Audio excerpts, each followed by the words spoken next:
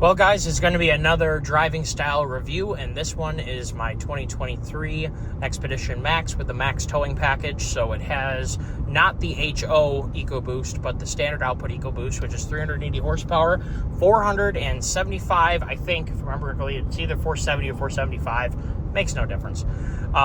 Foot-pounds of torque with the 28-gallon fuel tank because it is a Max in length, and with the Max tow, you get the F-150 transfer case with 4 low, 2-wheel drive, 4-wheel drive, and then 4 auto, which from the schematics that I've looked at appears to have a an open differential in the transfer case, so you do get all-wheel drive like performance out of a vehicle that would normally have 4-wheel drive, and the difference being a center differential between the front and rear drive lines. Now, I have attempted to make a review video on my Expedition now quite a few times.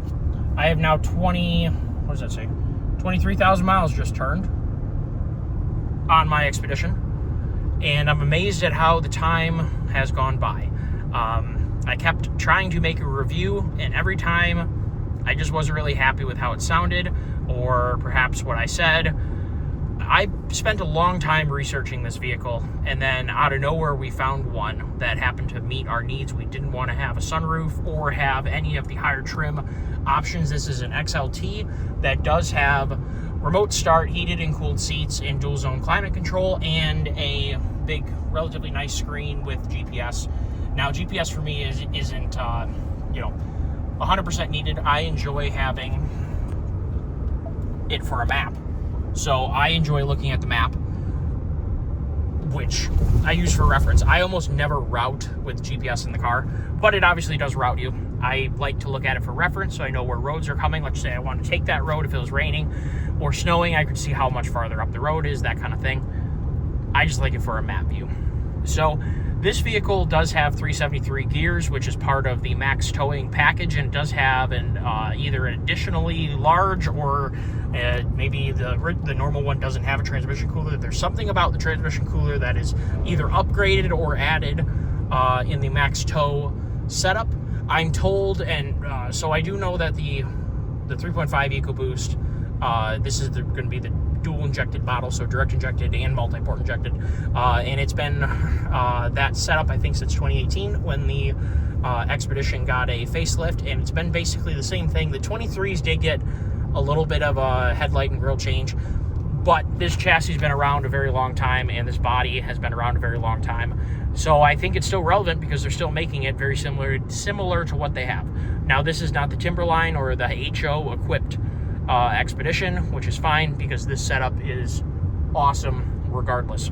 So this is my second family vehicle. So it is a 3-row vehicle. It does have very huge middle seat, huge back seats, baby seat fits perfectly, tons of room for dogs, tons of room for groceries and things and family. More importantly, if you have the in-laws or the great-grandparents, or your, if you're the, maybe not your in-laws, it's gonna be somebody's in-laws, but your parents are with you or something like that, there is just tons and tons and tons of room inside of the Expedition to put your family, your kid, your dog. You can put 3 car seats abreast if you need to. It is a nice setup. More importantly, this thing doubles. When my truck was down for about 3 weeks, or getting close to 4 weeks, getting the rear axle and the front axle, the rear axle replaced, front axle rebuilt at 10,000 miles, this pulled duty as work truck and tow vehicle, which was very nice to have. I really, really like that this vehicle has the capability of filling in where others, have fallen, or fill in for you. Most people will find that the Expedition will tow what they need to tow. You can easily tow a large enclosed trailer, a small enclosed trailer, an equipment trailer. If it's a small equipment trailer, you could tow a lot of stuff on an equipment trailer with this. Its rating is 9,000 pounds. It is 4-wheel drive, has the Max package, or the Max tow, and the Max body length, which gives you a 28-gallon fuel tank, which eats into your payload a little bit.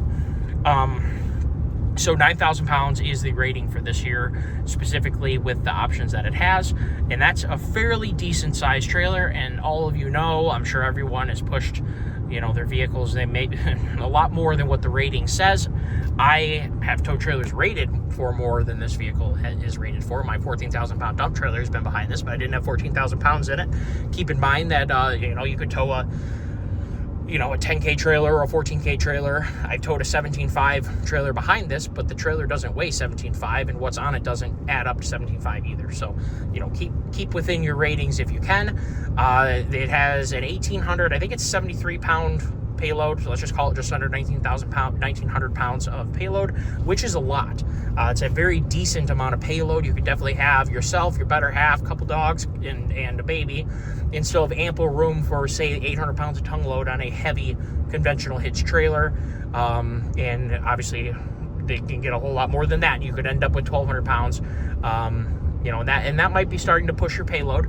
It is equipped with tires that have way in excess of rating than the vehicle is rated for, so you're definitely not short on tires. And I think I made a review on these tires. I love these tires. These are Hankook tires, and they have been awesome. 23,000 miles, don't really show much for wear, work extremely well, snow, rain, shine. That brings me to one other thing. This vehicle is a SUV. It is fast, it is fun to drive, it handles quite well.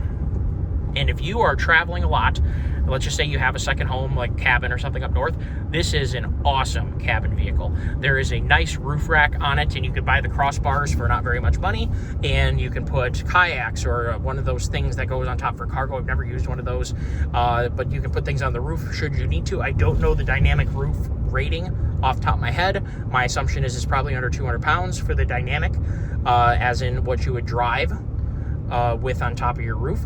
This thing does have proper tow hooks, which makes me extremely happy. Four-wheel drive works very, very well. 4-low is extremely impressive with the amount of gear reduction with 373s, first gear, and 4-low.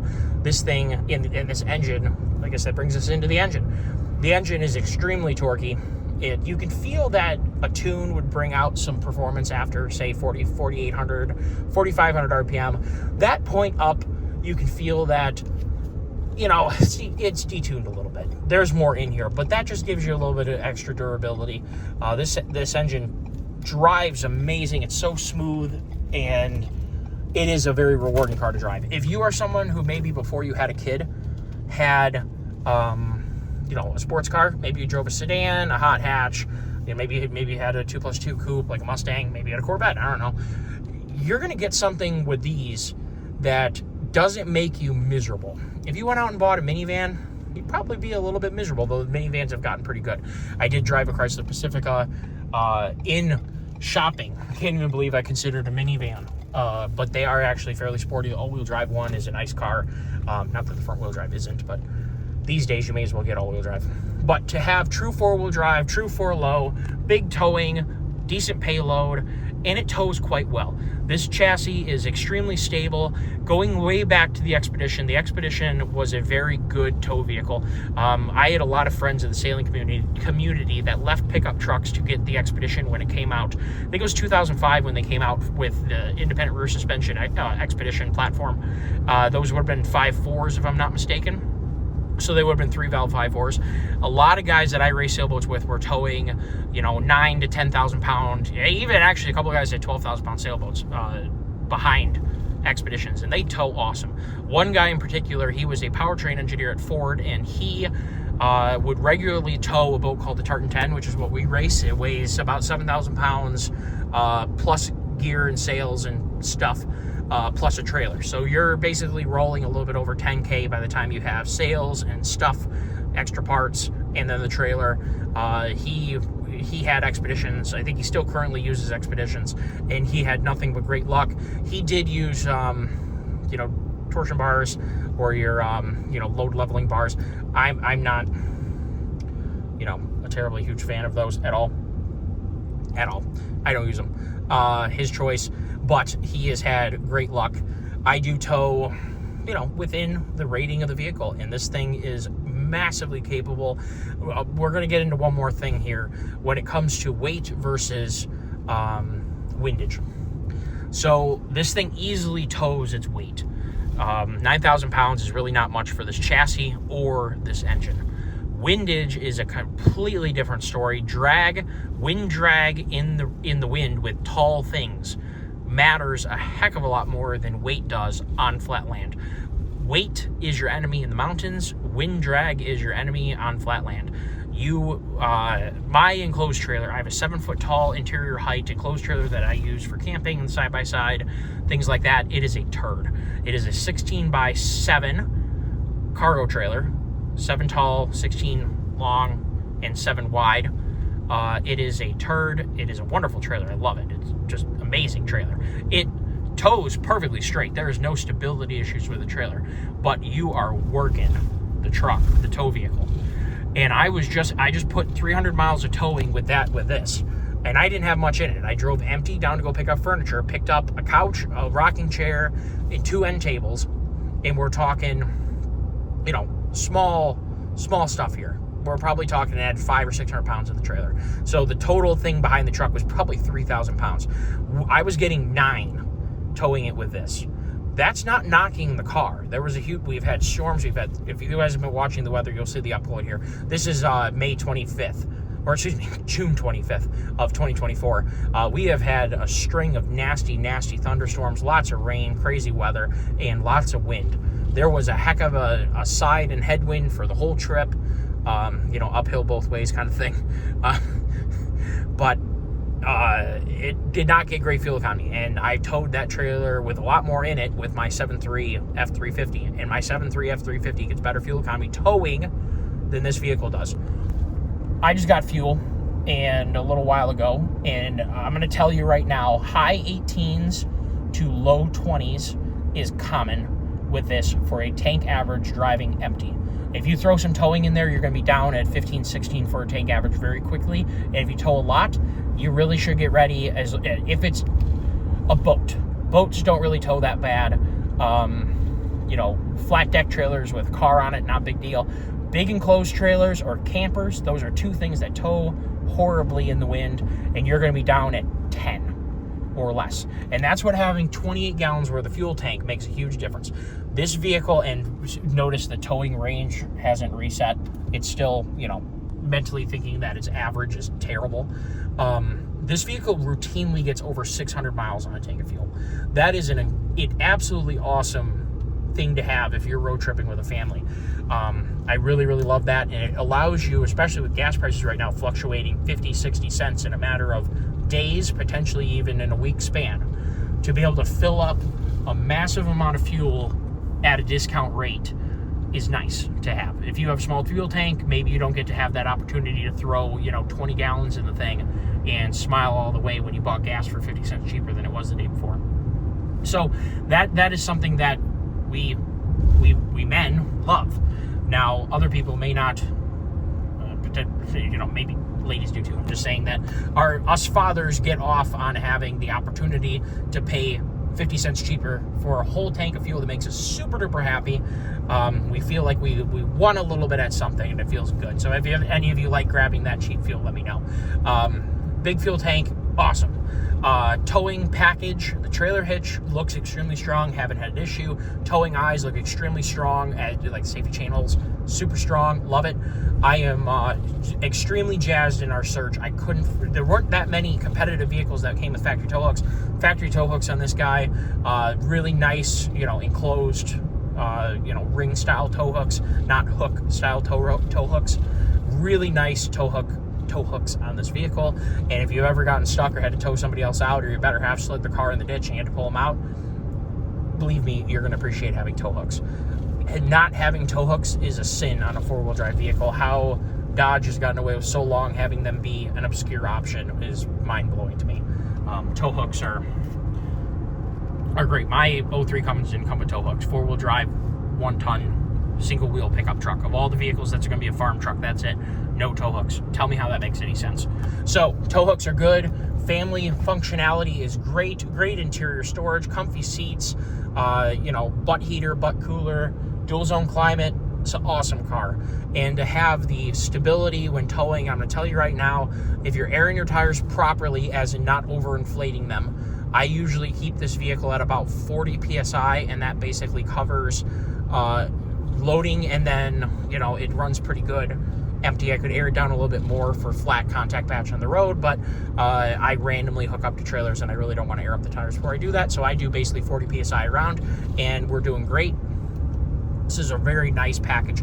Now, talking about the Ecoboost for a minute, change your oil absolutely as frequently as you can. 5,000 miles is a great time period to do that. Make sure you keep up on your air filter change. This is a high performance engine. Don't let it eat garbage. Don't let it eat like crappy oil. Don't let it eat dirt. All bad things for a high performance engine. This is a great motor. They hold up extremely well. Wow, there's a little bump there in the corner. Sorry, guys. This is a really fun vehicle to drive on, you know, a relatively twisty road. Now, this is nothing like a mountain road. I've yet to take it on a true mountain pass. I'd like to take it down to 33, or, you know, I doubt I'm going to drive this thing to California, but there's an amazing road called Tuna Canyon Road in Malibu, California. Oh my goodness. If anybody's ever driven Tuna Canyon Road or Route 33, Tuna Canyon Road in Malibu, or Route 33 through West Virginia, oh my goodness, there's all kinds of offshoots off of Route 33 too. Awesome road. I think it puts Tail of the Dragon to shame, and there's nobody there. So all of you motorheads can enjoy that. It's a really fun car.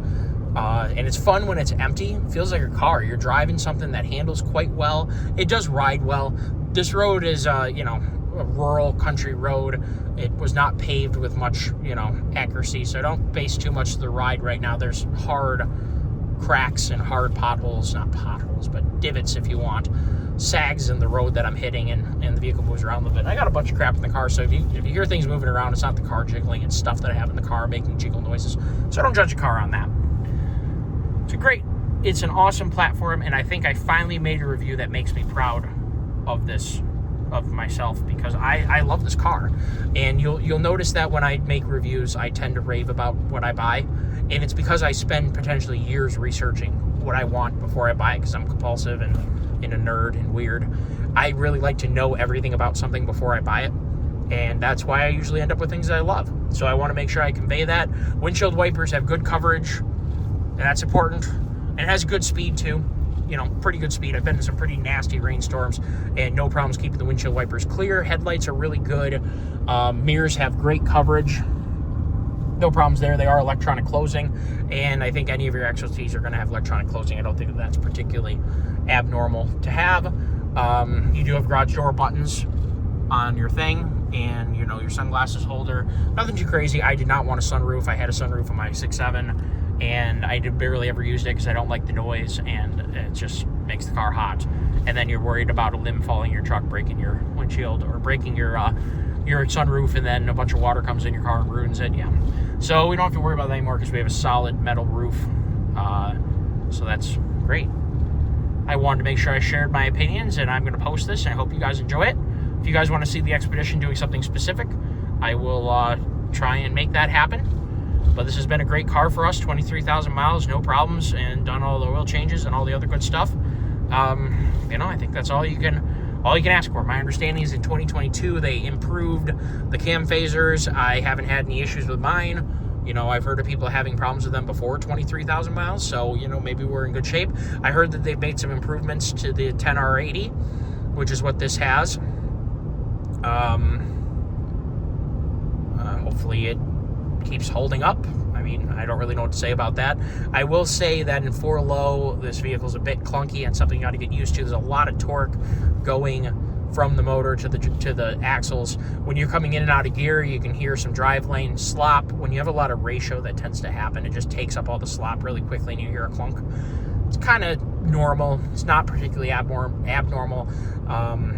You know, if you have a double reduction box in a Jeep or something like that, you've heard those clunks, you've heard that driveline slop get taken up. It's one of those things that is pretty normal when you get to have a fairly high ratio, you know, driveline. So all good things. I think that 373 should be standard. We are doing 58 miles an hour, and that's a pretty reasonable number. Any less gear ratio in this vehicle, and I think you're doing yourself a disservice. It gets awesome fuel economy, and having less gear ratio is only going to make your life worse. And the other thing is, why wouldn't you get the max tow so that you get the better transmission cooler?